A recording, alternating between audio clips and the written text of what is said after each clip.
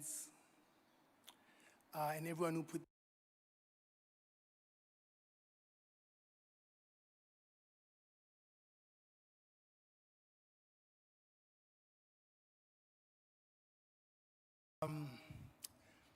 I met Riky over Facebook years ago.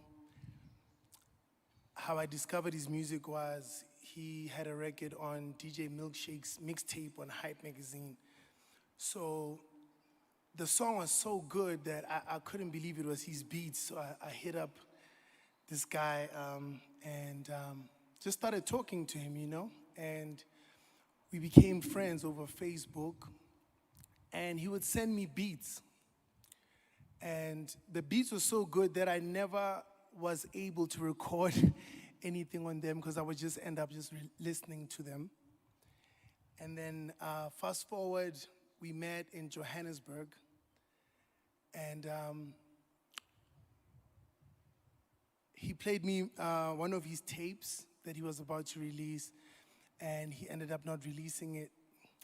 The reason I'm telling that particular story is because the same way Riky Rick reached out to all the kids, at one point I was also just another kid from Mufftown.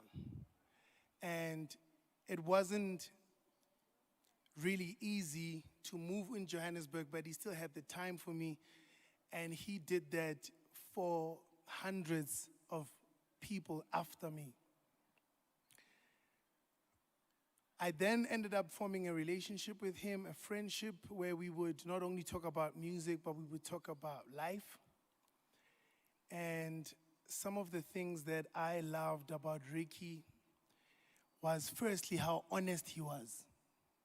Riky would tell you the truth that everyone else was scared to tell you, you know? I'll tell like a story that's a bit irrelevant, but like I just wanted to show you how honest he was. So when I bought my first Bentley, I thought I was killing the game. Everyone was like, yo, Cassper bought a Bentley, and I meet Riky. He says, Eish, poison, Eish. Hey, this one is not the one.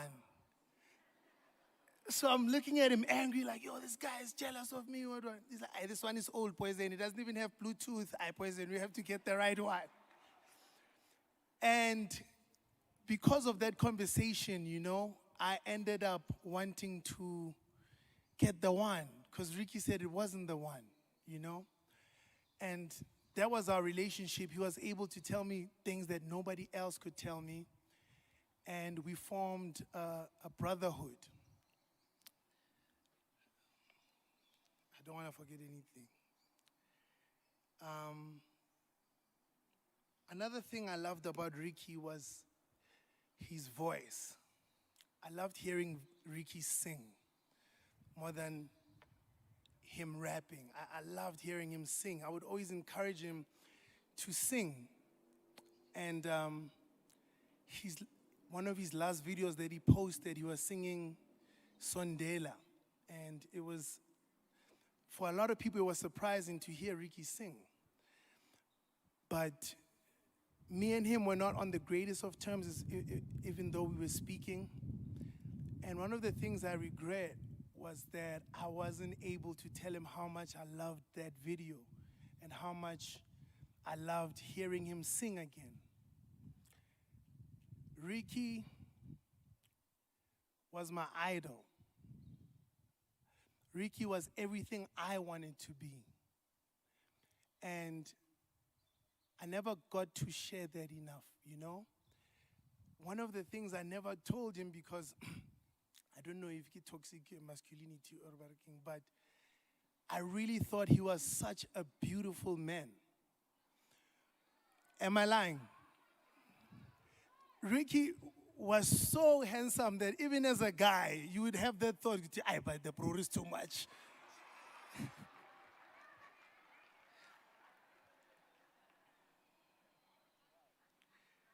Not only was his appearance beautiful, but he was a beautiful soul, you know?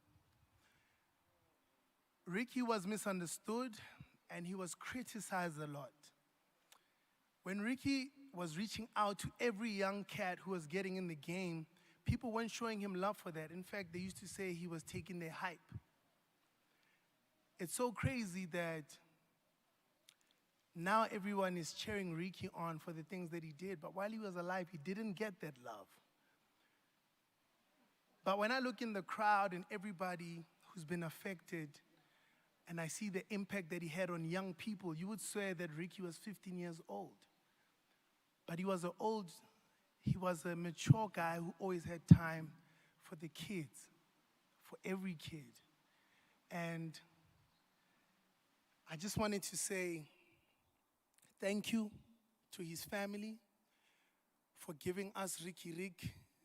Thank you to everybody who showed love to him. Thank you to Bianca for being by his side. I don't think anybody can compare to the love that Bianca gave Riky Rick. I also want to say to the family that we are with you. Should you need anything, you should hit up every single one of us who is here, because we're all indebted to Riky Rick.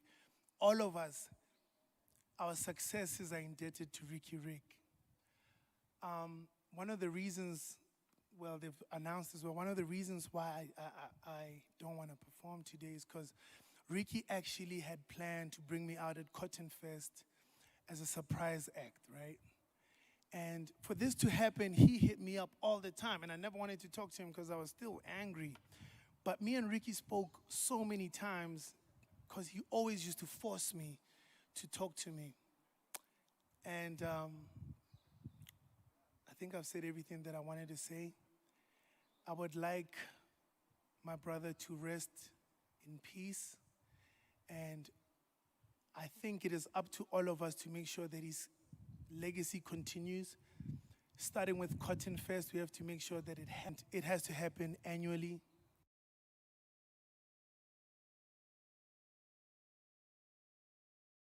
My speech, long live Riky Rick, Boss Zonke, aka Makado, aka Licky Leak. We love you.